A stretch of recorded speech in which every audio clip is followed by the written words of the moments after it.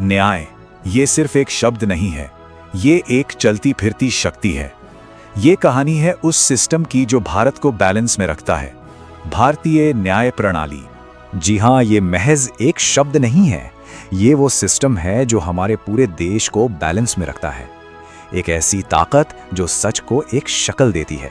तो चलिए इस बहुत बड़े सिस्टम को परत दर परत समझते हैं। सबसे पहले देखेंगे इसका स्ट्रक्चर कैसा है, फिर बात करेंगे कि न्याय की ये पूरी मशीनरी चलती कैसे है, कौन से प्रिंसिपल्स पर। इसके बाद हम ये भी देखेंगे कि एक आम इंसान के हाथ में इससे क्या पावर आती है, और आखिर में नजर डालेंगे उन चैलेंजेस पर जो हमारे सामने हैं और आगे का रास्ता क्या है। तो भारत का जो जुडिशियल सिस्टम है वो एक हायरार्किकल सिस्टम है। आप इसे एक बड़े पिरामिड की तरह समझ सकते हैं। तो ये पिरामिड शुरू होता है जमीन से। सबसे निचले लेवल पर हैं सबऑर्डिनेट कोर्ट्स, यानी जिला अदालतें, जहां से ज्यादातर लोगों के लिए इंसाफ का सफर शुरू होता है। इसके ऊपर आते हैं हाई कोर्ट्स और सबसे टॉप पर, शिखर पर है हमारा सुप्रीम कोर्ट। देखिए, हर लेवल का अपना एक काम है, एक दायरा है। डिस्ट्रिक्ट कोर्ट्स में केस की शुरुआत होती है। यहां से मामला अक्सर हाई कोर्ट्स तक पहुंचता है, जो अपने अपने स्टेट में सबसे बड़ी अदालतें होती हैं। और फिर सबसे आखिर में आता है सुप्रीम कोर्ट, जो कि फाइनल कोर्ट ऑफ अपील है और हमारे संविधान का सबसे बड़ा इंटरप्रेटर भी। सुप्रीम कोर्ट ये हमारे देश की सबसे बड़ी न्यायिक ताकत है। आप समझिए, इसका दिया हुआ कोई भी फैसला देश की बाकी सभी अदालतों के लिए एक कानून बन जाता है, और इसीलिए इसे हमारे संविधान का गार्डियन यानी अंतिम संरक्षक भी कहा जाता है। तो स्ट्रक्चर तो हमने समझ लिया। अब ये देखते हैं कि जस्टिस का पूरा प्रोसेस कैसे काम करता है और वो कौन से सिद्धांत हैं जो इस मशीनरी को चलाते हैं। अच्छा, केसेस जो हैं वो मोटे तौर पर दो तरह के होते हैं। एक होते हैं सिविल लॉ के मामले, मतलब जब दो लोगों के बीच प्रॉपर्टी, परिवार या किसी अधिकार को लेकर कोई विवाद हो। दूसरी तरफ है क्रिमिनल लॉ के मामले। ये वो अपराध हैं जिन्हें समाज के खिलाफ माना जाता है, और इनमें एक तरफ सरकार होती है और दूसरी तरफ आरोपी व्यक्ति। तो किसी भी केस में फैसले तक पहुंचने का एक पूरा रास्ता होता है। सब कुछ शुरू होता है एक एफआईआर से, यानी फर्स्ट इंफॉर्मेशन रिपोर्ट।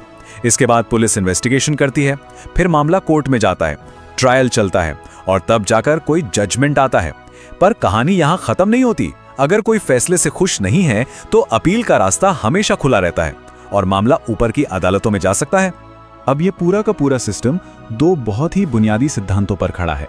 पहला सिद्धांत ये है कि हमेशा दोनों पक्षों को सुना जाना चाहिए, और दूसरा कि जो कोई भी फैसला सुना रहा है वो पूरी तरह से निष्पक्ष हो, मतलब किसी का भी पक्ष ना ले।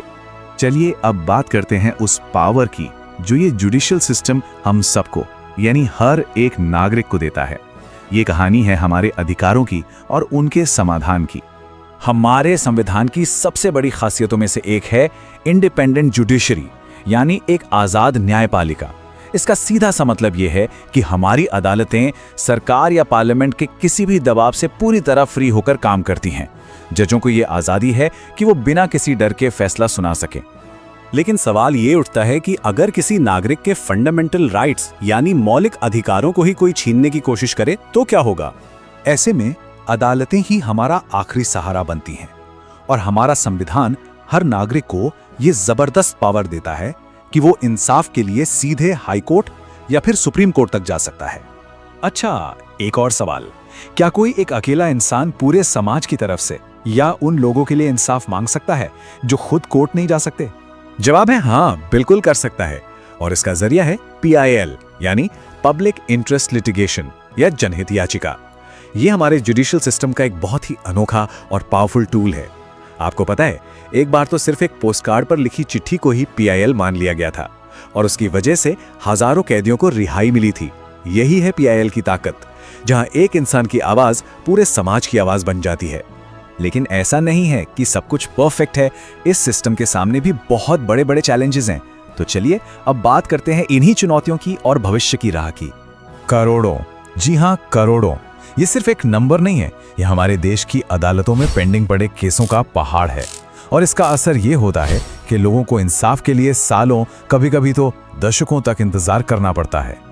और हम सब ने सुना है कि justice delayed is justice denied, मतलब देरी से मिला न्याय न मिलने के बराबर है। सच कहूं तो ये देरी ही इस सिस्टम का सबसे बड़ा चैलेंज है। तो इस देरी से निपटने के लिए क्या किया जा रहा है? वेल, समय के साथ जस्टिस का तरीका भी बदल रहा है। अब हमारे पास ई कोर्ट्स हैं, मामले सुलझाने के लिए लोक अदालतें हैं और गंभीर अपराधों की सुनवाई के लिए फास्ट ट्रैक कोर्ट्स भी बनाए गए हैं। ये सब कोशिशें न्याय को तेज और आसान बनाने के लिए हैं। और हाँ, एक और जरूरी चीज है जुडिशियल एक्टिविज्म। इसका मतलब है कि कई बार जब सरकार या कोई और सिस्टम अपना काम ठीक से नहीं करता, तो हमारी अदालतें खुद आगे आकर जरूरी आदेश देती हैं। ये सोशल चेंज लाने का एक बहुत पावरफुल तरीका बन गया है। तो आखिर में हम ये कह सकते हैं कि न्याय सिर्फ कोर्ट का एक फैसला नहीं है, ये एक यकीन है, एक भरोसा है, और यही भरोसा है जो इस पूरे देश को एक साथ बांध कर रखता है। न्याय, कानून और सत्य, ये सिर्फ 3 शब्द नहीं हैं, बल्कि हमारे देश की न्यायिक चेतना की आत्मा हैं।